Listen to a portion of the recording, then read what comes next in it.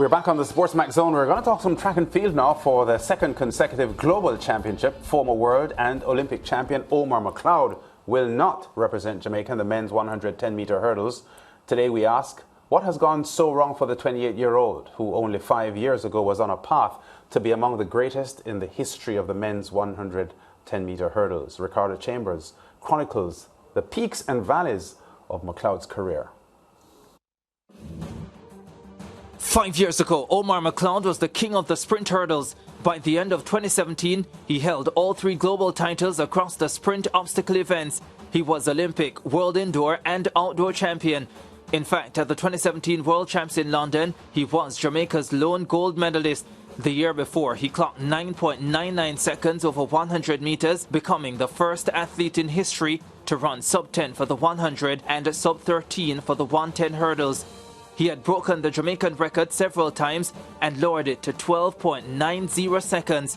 There were talks of him challenging the world record of 12.80 seconds, and at 23 years old, Mcleod had the world at his feet. Two biggest achievements in the sport. Now he's got his sights on the world record. But a career that seemed on a path to legendary status has since been derailed in the most dramatic fashion. In 2018, he bypassed the Commonwealth Games and declined to mount a defense of his world indoor crown. He did defend his world outdoor title in 2019, but it ended in a dramatic fall in the final in Doha.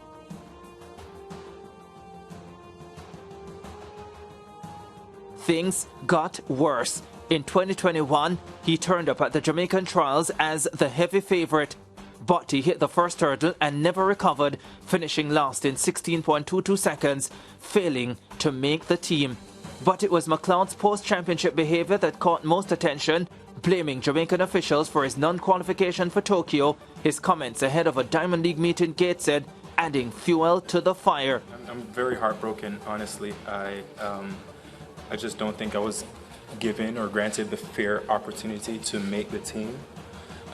With this ridiculous schedule that I've never seen in my years of track and field. I've never seen a ridiculous schedule like that where they have semifinals in late in the evening and then, without recovery, and the country was on complete lockdown, so we were unable to go back to the hotel and get food. So my team and I, we did the best we could. We went to a little lounge at the hotel and drank some soup and a salad before, because that's all they had, trying to go back to the track at 5 in the morning for finals at 8. I mean, that's stupid. I mean, you don't treat for an event that has your reigning Olympic champion, you don't treat the event like that. Give me a fair opportunity like everybody else to come and make the team. He had little support, maybe even less so after Jamaica secured 2 of the 3 medals at the Tokyo Olympics. Fast forward to 2022, a year Mcleod would have been hoping for redemption. In February, he switched to a 5th coach since 2016, leaving Tumbleweed to join another Florida-based club led by Petros Cipriano. The move was to help him back to the top, and things seemed promising. But just a week ahead of the Jamaican trials, Mcleod withdrew from a Diamond League in Oslo. An explanation quickly followed on social media, Mcleod announcing that he was struggling to cope with the death of his 23-year-old cousin. It was clear all wasn't well, and it showed at the national championship in Kingston. Mcleod once again getting into early technical difficulties and couldn't recover. Another major disappointment for the 28-year-old. So what next for him? Are his issues mental, technical, or both? How does he recover? Can he recover? Or have we seen the best that he has to offer? Yeah, pretty comprehensive presentation there from Ricardo Chambers. We are pleased to be joined by former Jamaica record holder in the 110-metre hurdles, Dwight Bigger Thomas, and our in-house analyst, Leighton Levy. Dwight, let me start with you, because your image as a sprint hurdler, similar to Omar Mcleod, very, very fast. You were a sprinter before you did both. And Omar has similar capabilities. What, in your estimation, has gone wrong for him? I think he's just being in a stable environment. I think Omar had early success. He ran very well his first year leaving Jamaica and went to the University of Arkansas. He had early success there. He was a NCAA champion, and then he went from an NCAA champion to a early world champion, then an Olympic champion below the age of 22 years old. But we all know what happened after that. You know, he started changing coaches. I think, from my perspective, he should have stayed at University of Arkansas with Doug Case, who was his coach there when he gained all those success and those medals, you know, when he won the world and the Olympic Games. But moving and changing coaches, it kind of creates some kind of static in your career. And we could see how those are the challenges he's facing now. And I think for him, the biggest challenge now is mental. It's not even so much physical. We already saw what he did physically. He's a great athlete. He runs 12.90. He has a national record. He's Olympic champion and world champion. So he could go back to being, you know, world and Olympic champion, but, you know, it's mentally, where he's at mentally. We all could see he has his challenges when he was in Oslo, you know, with the passing of one of his cousins. So I think from a mental standpoint, I think there's where he needs the help. Maybe a psychologist, maybe someone that could give him some support. You know, but I think the biggest thing is we need to stand behind him and support him, you know. And Jamaica always done that for all our senior athletes. So I don't see anything change from there. All right. Dwight, I don't think we can knock an athlete when the athlete changes its coaching setup. Things happen and people want to change coaches. But how significant is it that he has changed 4 coaches in the last 4 years? Right there, that tell you that I don't know for me to speak to Omar. We're close friends. You know, I know Omar to a certain extent. And when I talked to Omar in the past, you know, he seems happy when he moved to Florida, when he relocated from Arkansas. I also live in Florida. I live in Orlando, where Omar first moved from Arkansas. He was in Orlando, and then he moved up to Jacksonville with Rena Reiner, who's a great, fantastic coach. We all see what Rena did with Mia Ali. She won the world championship. He's a fantastic coach. The thing is with Omar, I think he needs to buy in when he goes to certain camp. He's not duplicating the same success he had earlier in his career, and he doesn't give it enough time to be able to gain the same success he had before. So as soon as something technically go wrong, he feels like he need an immediate change. And that's what he keeps doing. He's changing and changing and changing when he's not getting that immediate success. As I said earlier, he got early success. His first year at the University of Arkansas, he was a NCAA champion as a freshman.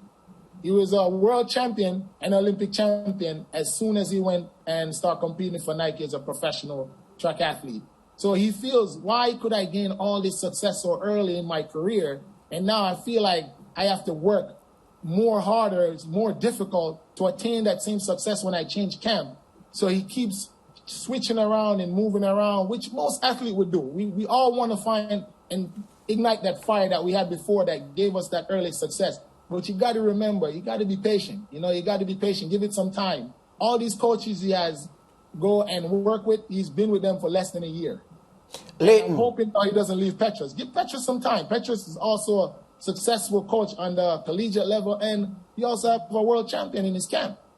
Leighton, you get the impression that Omar Mcleod, on the path to success, the world championship done, the Olympic champion done, national record holder done. So he has risen to a status that he believes he should get respect in a particular kind of way, and maybe he should get the indulgence of his coaches and his camp in a particular kind of way. Maybe he feels that as a man whose CV is as glittering as it is, he should be getting an arm around the shoulder all the time, and he should not be getting tough love because of who he is and what he has done. That's the impression I get from afar. Is it far-fetched, or do you believe that there could be something there in that argument? I think there might be some merit to that, George, because here's the thing. So he makes a decision to leave Doug Case and go to Floreal, which on the face of it was a pretty solid decision. I mean, Eldrick Floreal is one of the best coaches in the world in the hurdles. And as you heard Dwight say a while ago, the athletes who have been under his charge, Sidney McLaughlin, Nia Ali, you know, he's the respected coach. But what has happened since then, moved from Floreal to Tony Ross to Rena Ryder, and now to Cipriano. You get the sense that maybe he's in need of a coach who is going to as I said, put an arm around his shoulder and work with him. But the thing is that when he's in training groups, like the ones that he's been in, he's not the only star in those environments. So he's not going to get any particular love from any particular coach, because he has to be objective in terms of how he sets his programs for the individual athletes. And they're not just hurdlers, they're sprinters, they're middle distance runners, they're a variety of athletes who he has to pay particular attention to. So maybe that's part of it. But let me just go back a little bit, because I think Omar started to. There's an article in the Observer today, I think it was, or sometime in the last couple of days, where he said that he's going to have to start paying some attention to his mental space. And I think that mental unraveling of Omar Mcleod began back in 2017, a year when he won the world title and a year when he lost only one of 7 races leading up into the World Championships in London. If you remember, George, when he won Athlete of the Year, he gave a very emotional speech at the Athlete of the Year award that spoke to things about people saying negative things about him and things of that ilk, that suggested that some kind of public comments or things that people may have said to him privately have begun to get under his skin.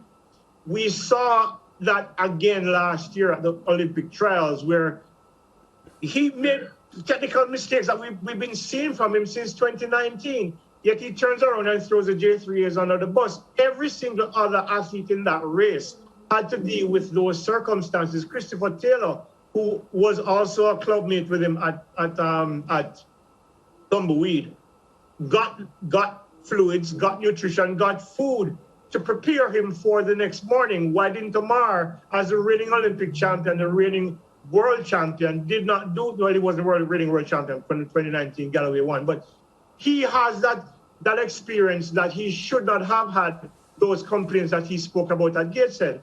And then, of course, we saw this year when he said that his cousin died. And as I said before, I empathize.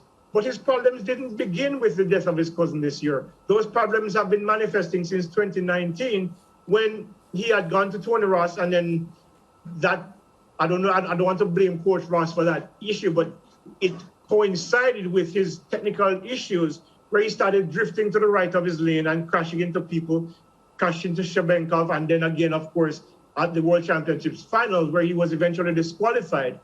So a lot of these things, I think, began way back before now with Omar Mcleod, where I think mentally he has lost his focus, and maybe there was something that triggered and something within him that eroded his confidence, and the gradual erosion of that confidence, so the gradual erosion of his technical skills, and results in the Omar Mcleod that we see today. Yeah, and Dwight, as a former elite athlete yourself, this question has to go to you. How do you move from a stage, and Omar, I'm talking about Omar now, where I don't think he's lost his talent, because you can't lose that. But he's lost his ability. Talent and ability are different. His talent is intact. But how do you steadily, since 2017, we're drawing a line from there, steadily lose your ability season after season after season after season? Is it that maybe that this acknowledgement to himself that my ability is not what it once was in my peak years, could that be at the heart of the mental issues and the feelings of love that he's been experiencing in recent time? You know what? I could agree to some of the sentiments that was said earlier. Like, he's in very big athletic groups with other superstars in those groups. You got to think about Tumbleweed group that he has: Andre DeGrasse, Marvin Bracey, Christopher Taylor. There's a lot of different athletes in those groups that his coach has to give attention as well. And I think Omar needs to get back to a group or to a coach that could give him individual attention, and as you said, show him more love. Maybe come from a different perspective, feeling that you don't have to be in such a big group to be able to achieve your goals. If you think about it, when he was at University of Arkansas, he was the only superstar there. Yes, it's a big team, but he was the only superstar there at that time. So Doug was probably on a path where he could show him, more attention, work with him one-on-one. Also, you got to remember, while he was also at Arkansas, he ran his personal best in the 100 meter with his 9.99, which is only done by him only in the history of any hurdler in the world. So you got to think about, he gained all his success when he was in an environment where I think it was more stable. It was more stabilized. You're at the University of Arkansas. Everything is clean cut. You go to class, you go to practice, you talk to coach, you go to weights. Everything is set up for the athlete to achieve their goal. Now, when you go into a professional stable, a lot of those responsibilities on your shoulders. You have to go to practice. If you don't show up to practice, that's on your success. If you're in college, if you don't go to practice, you lose your scholarship. So there's more accountability in a college environment versus a professional environment. And I think maybe Mcleod need to understand, like, in able to be able to achieve what he wants to achieve as a professional, maybe he needs to go to a stable where he could gain that same success by being somewhere where it's more stabilized, like a college environment. So I feel, from my perspective and my opinion, I think he should go back and work with Doug. Doug would be I visit University of Arkansas last year, and I spoke to Doug, and Doug shared his sentiment with me. He said when Mcleod was here, Mcleod was very focused. He was very new to the environment. He came from Jamaica. They sat down, they spoke about his goal, what he wanted to achieve. He wanted to be an NCAA champion. He was an NCAA champion in his freshman year. His sophomore year, he's an NCAA champion, and the rest was history. So I feel he had a relationship with Doug that he cannot be able to replicate with the other coaches he has worked with over his career. And I think Doug could be the person that could kind of give him that success because, as you said, the ability is still there. The guy is great. He's one of the best hurdlers of all time. 1290, only a few hurdlers in history have run under 1290. And I can name all of them. Only six hurdlers in history. He's the seventh fastest hurdler in history. Yeah. I mean, fastest hurdler in history, yes. Okay, a quick question to both Dwight and Leighton here, because champions get up from falling. That's what champions do. I guess, technically he has fallen. The season is still young. There are still a lot of major events to come, a lot of Diamond League events to come over the summer. He has already shown, I think he had a 13-1-7 at the Birmingham Diamond League back in May, which shows that he still has a lot of quality. Even in his difficult period now, he has the ability to run fast and do well. Does he have the mental toughness, Dwight before Leighton, to use the remainder of this track and field season to re-establish himself on the Diamond League circuit, let's say? Well, you know what? Confidence is one of the biggest factors in track and field. And if your confidence is very low, it's going to be hard to attain your goal for the rest of the season, to be honest. I don't think at the moment he has the confidence to go out there and put one of his best races together. I don't think so. I don't see it happening. We haven't seen it happen this year. We haven't seen it happen last year and the year before. I think he needs to press the reset button and try to figure out how could he get back to that old Omar Mcleod shape that he was in many years ago. So for me, I would just press the reset button and start over. To continue on this path, I don't see getting any better this season. He's going to be at a low point right now mentally, and in a mental fragile state of mind mentally in track and field, not going to happen. No. Leighton, do you agree with that? Yeah, I think he needs to just shut it down. I think he needs to find a therapist, spend some time with that therapist, work on his confidence, work on his mental and on his focus, on his mental well-being. And then once he gets that everything, all those ducks in a row, then he goes back out, train hard. Omar Mcleod, I said to him when he won that 400-meter hurdles and 100-meter hurdles, 110-meter hurdles at Champs in 2013, he was on my radio show at the time after Champs, and I said to him, I think you're the most talented athlete that has ever come out of Jamaica since Usain Bolt. And I still believe that to this day. However, talent alone does not do it. You have to be focused. You have to put in the work for you to get the results, because that's the only way it happened, as Dwight said. When he was at Arkansas, when Doug Case, he was the only superstar there. And Doug, I remember I used to talk to Doug almost weekly, and Omar was the man there. He got everything that he needed. He was the focus of that program. But since he's left there, he's kind of gone off track, and I think he needs to get back on track.